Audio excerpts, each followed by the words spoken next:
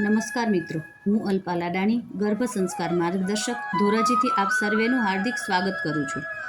આપણે કોઈ ગાડી ખરીદતા, કપડાં ખરીદતા, કોઈ ઇલેક્ટ્રિક વસ્તુ ખરીદતા કે મકાન બનાવતા કેટલું બધું વિચારીએ છીએ, જોઈએ છીએ, જાતે તપાસ કરીએ છીએ.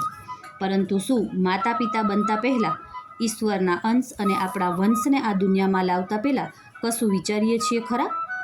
જવાબ કદાચ નામાં મળે, કારણ કે દંપતી પોતે સારા છે માટે સંતાન સારું જ આવે એવી માન્યતા, અને બીજું સંતાન તો ભગવાનને ધાર્યું હોય એવું જ મળે, એમાં આપણે કાંઈ ચાલે નહીં. પણ આ બંને માન્યતાઓ ભૂલ ભરેલી છે, કારણ કે એક યહૂદી કહેવત છે કે દરેક યુગમાં, દરેક દેશમાં માતા જેવું ઈચ્છે એવું જ બાળક થાય છે. આપણા પ્રાચીન ભારતમાં પણ ઉત્તમ સંતાન માટે દંપતી તપશ્ચર્યા કરતા હતા. માતાઓ પ્રાર્થના કરતી હતી કે વીરમ સુતમ દદાતુ મે, હે પરમાત્મા, મને વીર પરાક્રમી સંતાન આપો. જનની જણ તો ભક્ત જણ, કા દાતા કા સૂર, નહીં તો રેજે વાંજણી, મત ગુમાવીશ નૂર. આ પંક્તિમાં પણ કવિએ માતાને વિનંતી કરી છે કે તમે શ્રેષ્ઠ સંતાનને જન્મ આપો, કારણ કે જો સંતાન યોગ્ય નહીં હોય તો સૌ પ્રથમ માતા પિતા જ દોષી ગણાશે. અને આપણે પણ જોવા મળ્યું જ હશે કે તંદુરસ્ત માતા પિતાનું બાળક બીમાર હોય, બુદ્ધિશાળી માતા પિતાનું બાળક મૂર્ખ હોય, સંસ્કારી માતા પિતાનું બાળક અસંસ્કારી હોય. તો બીજી બાજુ મારા આ ગર્ભ સંસ્કારના કાર્યમાં જોયું છે કે માતાઓએ સંકલ્પ કર્યા હોય કે તું શાંત છે અને હસમુખું છે, તું પ્રવૃત્તિશીલ છે, તું સ્વસ્થ છે, તું બધા સાથે હળીમળી જાય છે, તું ક્યારેય પથારી ખરાબ કરતું નથી. આ સંકલ્પો તેમને ગર્ભસ્થ શિશુને સંવાદમાં વાર્તાલાપ દ્વારા આપ્યા હોય અને ખરેખર અદ્ભુત પરિણામો જોવા મળ્યા છે. એ બાળકો રડતા નથી, હંમેશા હસતા રહે છે, ઘણા એક્ટિવ છે, બીમાર પડતા નથી, સહેલાઈથી બધા પાસે જઈને રમવા લાગે છે, ખૂબ નાની ઉંમરથી ક્યારેય પથારી ખરાબ કરતા નથી. ઉપરના પરિણામો પરથી એવું કહી શકાય કે માતા પિતા ગમે તેટલા શ્રેષ્ઠ હોય, પરંતુ બાળકોને શ્રેષ્ઠ બનાવવા માટે પ્રયત્નો કરવા જરૂરી છે, અને બાળક માતા પિતાના સંકલ્પો જેવું જ બને છે.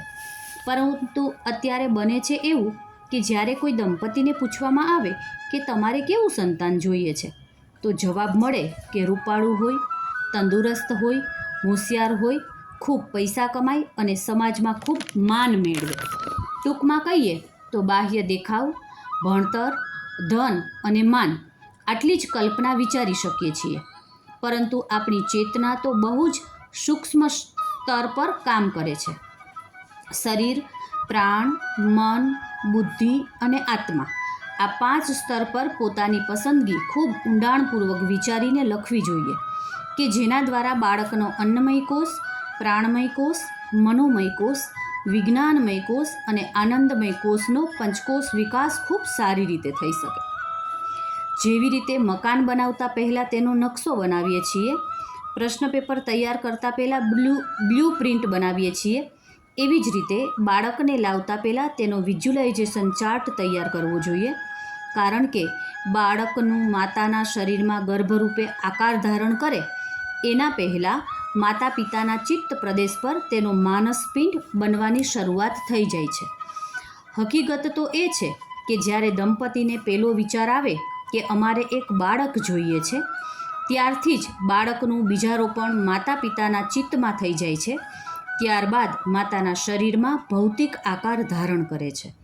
માટે જ ડિઝાઇન જેટલી શ્રેષ્ઠ અને સુસ્પષ્ટ હોય એ જેથી ભૌતિક સ્વરૂપ બનવામાં સરળતા રહે. વિઝ્યુલાઇઝેશન ચાર્ટ તૈયાર કરતી વખતે સરખામણી કે ઉપમાનો પણ આશરો લઈ શકાય. દંપતીએ સાથે મળી તેના દરેક અંગ જેમ કે આંખ, હૃદય વગેરેનું ઝીણવટભર્યું વર્ણન કરવું. એવી જ રીતે કઈ કલા આવડશે, વિચારો, ભાવનાઓ, રસરૂચિ કેવા હશે, એની નિરીક્ષણ શક્તિ, અવલોકન શક્તિ કેવી હશે, યાદશક્તિ કેવી હશે, વાણી કેવી હશે, તેનામાં આનંદ, પ્રેમ, દયા, નિડરતા વગેરે કેવા હશે, ભાષા અને વાણી કેવા હશે, પ્રભુભક્તિ અને શ્રદ્ધા કેવા હશે વગેરે. આમ શરીરથી લઈ આત્મા સુધીની બારીકાઈનો વિચાર કરીને નોંધ કરવી જોઈએ. ત્યારબાદ આ મનોચિત્રણને વારંવાર નિહાળવું, ફક્ત ચર્મચક્ષુથી નહીં પરંતુ મનઃચક્ષુથી જોવું અને અનુભવવું. સંપૂર્ણ ભાવ સાથે અને શ્રદ્ધા સાથે તેને વારંવાર વાગોળવું, નિહાળવું અને મનન ચિંતન કરવું. જો દંપતી પોતાની ઈચ્છિત ડિઝાઇનને અર્ધજાગ્રત મન સુધી એટલે કે ચિત્ત સુધી પહોંચાડી શકે તો ઈચ્છિત સંતાન પ્રાપ્તિ માટે સફળતા મળી શકે તેમ છે. આમ જો દંપતી ગર્ભાધાન પહેલાં જ પૂર્વ તૈયારી કરવા માટે સક્રિયતાપૂર્વક, સભાનતાપૂર્વક વિવિધ સ્તર પર પ્રયત્ન કરે તો અવશ્ય સુંદર, સ્વસ્થ, ગુણસંપન્ન સંતાન મેળવી શકે છે. આપ સૌને ઈચ્છિત દિવ્ય ગુણોથી સંપન્ન સંતાનની પ્રાપ્તિ થાય એવી શુભકામના.